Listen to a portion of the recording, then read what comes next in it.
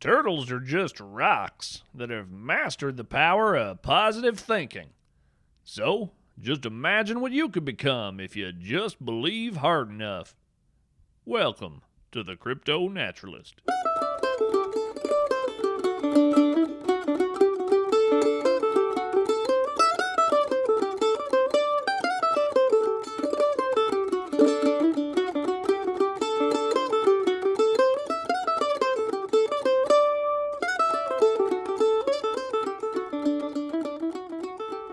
Well, friends, my right foot is barking like an over-caffeinated chihuahua at a squirrel convention.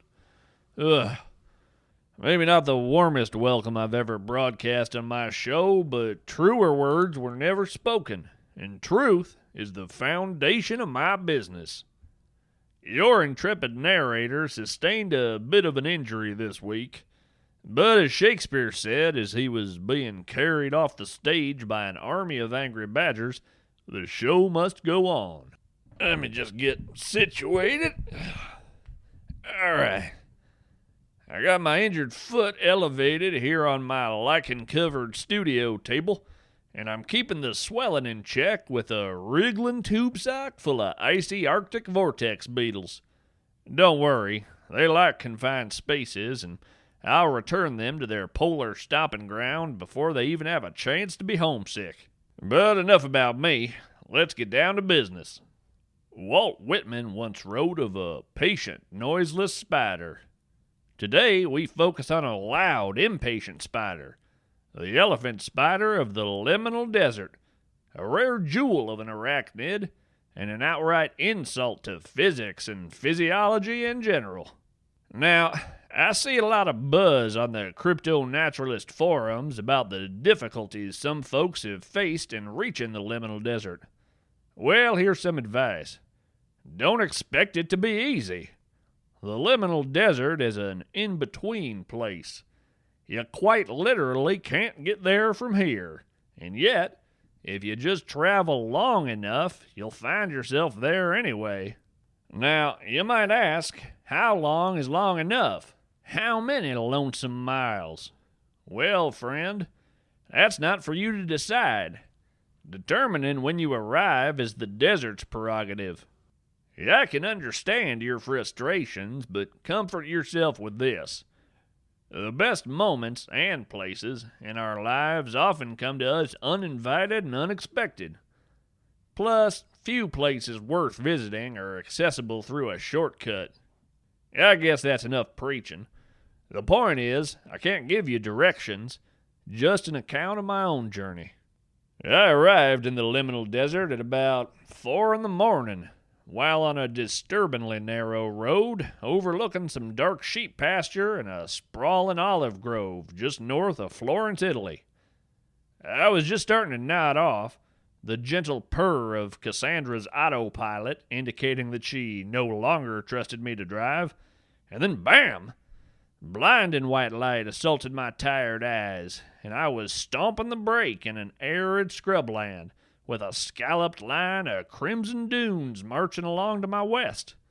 A few ochre rock formations stood tall ahead of me, and the dark silhouette of stunted trees in the distance stitched the hazy blue sky to the land.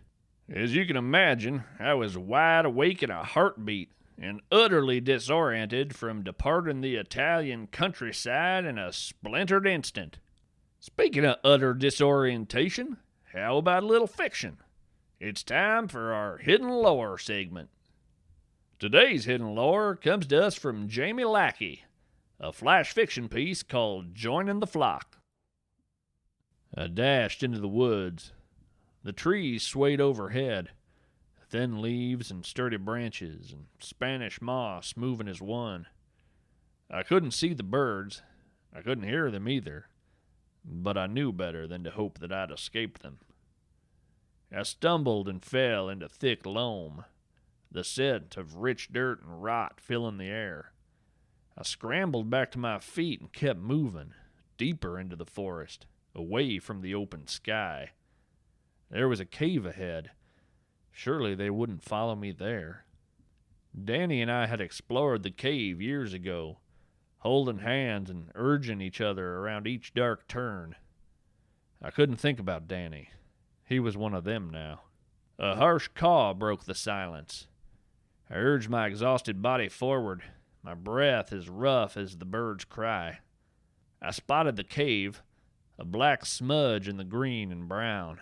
The sound of wing beats came from everywhere. Gusts buffeted at me. I threw myself forward, scrambled along the ground on all fours. Maybe if I stayed low, maybe I could still escape. My fingers brushed damp rock, but it was too late. My body contracted and feathers sprouted from my skin. I opened my mouth to scream, but a caw emerged from my beak. We flew away together, weaving through the trees to explode up through the canopy as one. We spread out to look for the next member of our flock. You know, there's a Native American legend about crows. It says that their feathers are black and their voices harsh because when the land was cold, a crow flew up to heaven to bring back fire for the earth. But I don't think the crows in this story are the generous, selfless sort.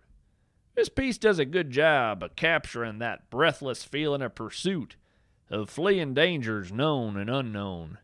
It also has something to say about the mob and fear of being changed without our consent. Whether we're thinking about aging or injury or a myriad of other variables, I think losing who we are is one of the most basic human fears.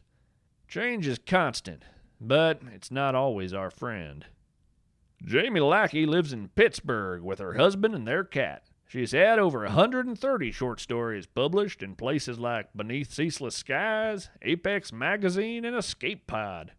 Her debut novel, Left Hand Gods, is available from Hadley Real Books. She's had 2 short story collections, available from Air and Nothingness Press. In addition to writing, she spends her time reading, playing tabletop RPGs, baking, and hiking. You can find her online at www.jamielackey.com. I like to go barefoot into deserts, which is totally unadvisable for 1,000 reasons, but I do it anyway. We all have our vices, and one of mine is a foolhardy love of feeling hot sand beneath my feet.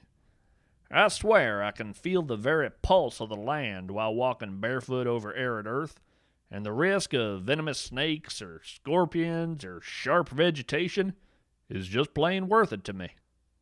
I activated Cassandra's pneumatic parasol to keep her out of the sun and headed for the rock formation, an angular jumble of sandstone about the size of a baseball field. As I approached the stone, I noticed a handful of craters that resembled small meteor impacts. The craters seemed relatively fresh, no real signs of weathering or erosion, a good sign that an elephant spider was near at hand. See, the elephant spider is a jumping spider in the family Celticidae, an active hunter rather than a web weaver. It's typically cornflower blue with tan accents. It's about the size of your thumbnail, and they aren't terribly striking at first glance. So, what's so special about today's subject? Well, I'll give you a hint.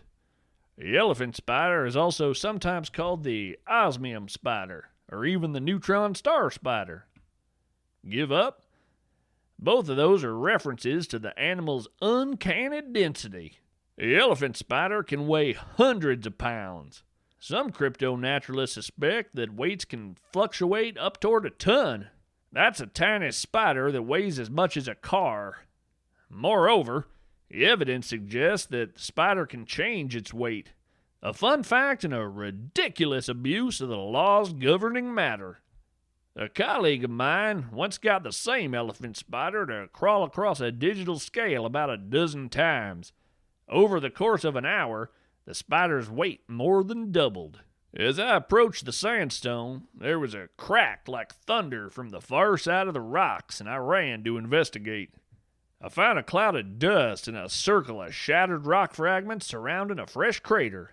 An elephant spider had just made a new burrow by tossing itself high into the air and landing with incredible force concentrated behind a tiny body. At the bottom of the crater was a black circle like a bullet hole, with a tiny blue spider face peering up at me through the dust.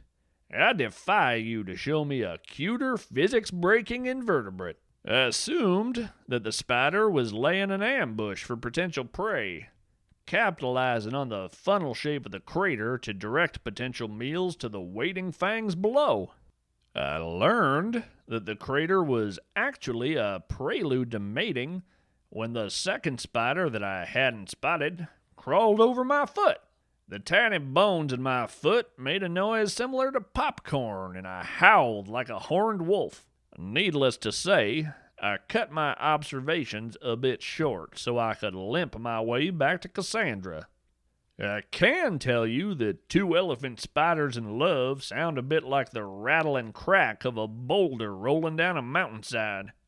Sometimes you just have to let the situation dictate the plan.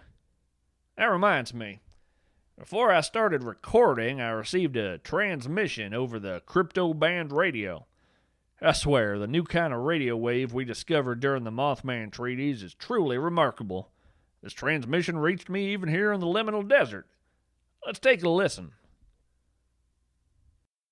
This is Cat Stone, transmitting on CryptoNaturalist frequency 1158.1. I'm preparing to depart the Isle of Cruve, a tropical island off the north coast of Scotland. Those of you who dabble in seismography probably already know that the island's migratory forests are on the move again, marching down the coast with synchronised root motions that vibrate the bedrock. Obviously, that's not news. But what is news is why the forest is moving outside its natural migration season. We do have a record of the forest moving to avoid a sentient lava flow in the 80s and unscrupulous lumber poachers in 2011, but the phenomenon I'm witnessing here is, as far as I know, entirely new. A dense, localised patch of ruby-throated hummingbirds seems to be targeting the trees. It resembles a thick gold-green cloud bank and it is actively working to block sunlight from the forest. It's dark as night beneath the hummingbird swarm. Every time the trees move in pursuit of clear skies, the birds follow. I can't imagine what is motivating this kind of attack. If a mercenary crow hadn't sabotaged my biplane, I would investigate further, but I'm currently grounded. Be advised, any cryptonaturalists in the area, this is a unique research opportunity and a chance to aid one of Earth's few old-growth migratory forests. Plus, I'll owe you one. Cat Stone signing off. Huh. Well, if I wasn't currently sitting in a transitory desert, half out of phase with physical reality, I'd go take a gander myself. As it is, I highly recommend to anybody listening who has the means to go take a look. Kat is a friend and a colleague, not to mention a solid source and an expert crypto-naturalist. If she says the situation merits investigation, then it does. If I were you, I'd get on that mystery like a duck on a June bug. Ooh, well, friends, it looks like my Arctic beetles have chewed through their tube-sock prison and encased my foot in ice. I guess I should do something about that, though it actually feels pretty good. Until next time, we're all strange animals, so act like it. The CryptoNaturalist is written and read by Jared Anderson. To send questions, poems, or short prose pieces for the Hidden Lore segment, email cryptonaturalistpod@gmail.com. Our theme song is Banish Misfortune, played by Andrew Collins. For more information about Andrew's music, visit andrewcollinstrio.com. Stay curious, stay wild, stay weird.